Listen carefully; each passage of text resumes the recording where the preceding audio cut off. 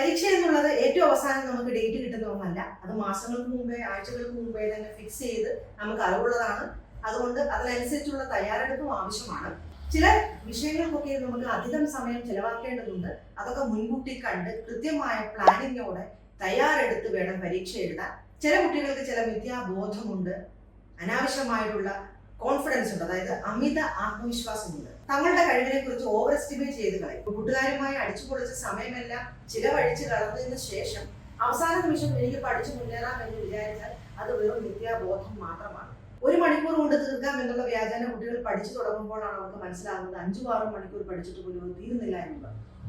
അതുകൊണ്ട് ഏറ്റവും അവസാനം ക്വിക്കായിട്ട് എനിക്കിത് ക്രാക്ക് ചെയ്യാൻ പറ്റുമെന്നുള്ളൊരു ധാരണ മാറ്റി അത്യാവശ്യം വളരെ ആഴ്ചകൾ അല്ലെങ്കിൽ മാസങ്ങൾക്ക് മുൻപേ തന്നെ അതിന്റെ ഒരു പ്രിപ്പറേഷൻ സ്റ്റാർട്ട് ചെയ്ത് വേണ്ടവണ്ണം പോവുകയാണ് വേണ്ടത്.